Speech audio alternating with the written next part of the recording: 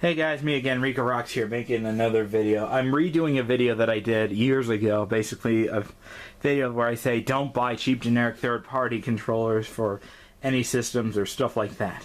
I got a lot of backlash, well, at the time I had no idea what I was saying in that video, so I basically deleted that video. And I'm going to replace it with this one. So, is it worth it buying a cheap generic third-party controller for Gamecube or any system? That is for your decision to decide whether you want to do that or not. Basically, sure, it may seem like a cheaper alternative, but let me just tell you, well, in actuality, it's about the same price as getting an official one. I say that kindly because, well, at some point, well, the thumbsticks are going to wear out on the cheap generic controllers. If anyone's wondering, the official Nintendo ones are in the front because they say GameCube on it. The two at the back are the generic third-party ones. That's a TJ'sTech one. This one is a different company.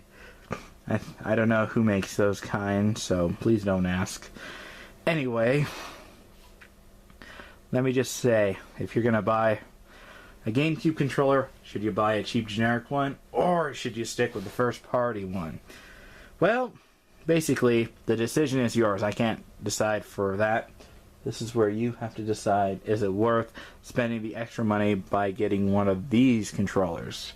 Well, if you want to buy a cheap generic one, be my guest. Maybe it'll give you a good experience for the first few weeks or so, depending on what games you play. I say avoid Super Smash Bros. Melee or Brawl, or even the Wii U version for those controllers, because the sticks will wear out.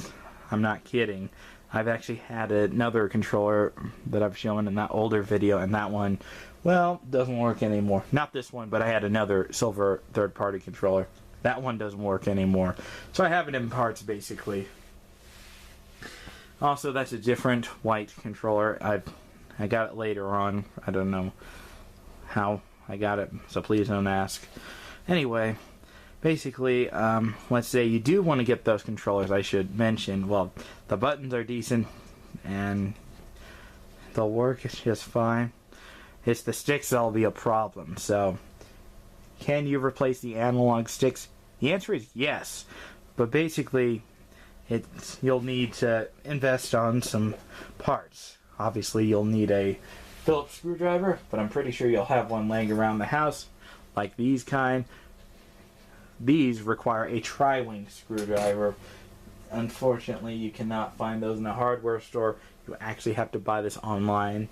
Well, I don't know if you can find those in a hardware store, but I do know the game bits that were used for the Super Nintendo, N64, and GameCube need a special screwdriver that you can only find online. Also, as you can tell, let me go ahead and grab the two controllers side by side. You got the official Nintendo one, and then you got the cheap generic one. See, this is a little looser. This one is tighter. Same with the C-stick. Buttons, let me tell you, these ones feel clickier. These ones feel softer, if anyone's wondering. The D-pad, well, start button feels about the same. And this is where things get a little different. Let me show you what I mean. You see the shoulder buttons? The ones on the official one are bigger, and these ones feel clickier.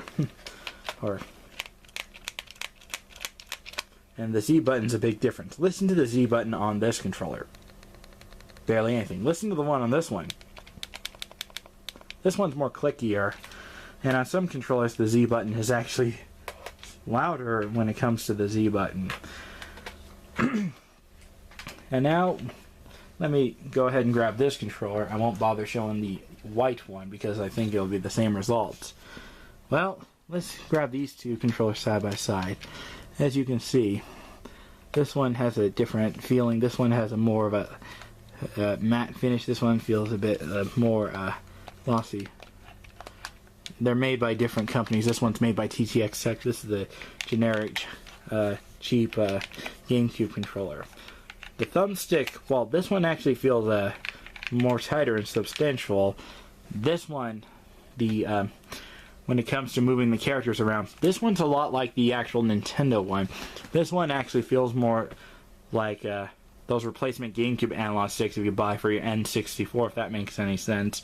So if you're going to buy this version of the controller, let me just say, you might want to replace the analog stick and the potentiometers, otherwise it's going to go nuts. So that's my verdict of the cheap generic GameCube controllers. I'm not going to bash on them, I'm just saying, is it worth the investment for purchasing these?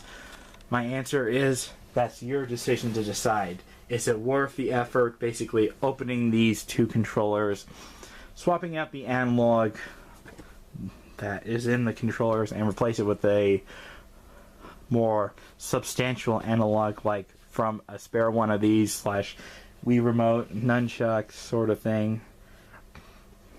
That's where you have to decide. Also, if you want to check out that video on seeing one of these cheap generic controllers being disassembled and basically being worked on, having the analog stick replacement on the left stick, well, there'll be a video in the description. It's the same exact one as this one, I believe. Yeah, or this one. Most likely that one right there. So, thanks for watching.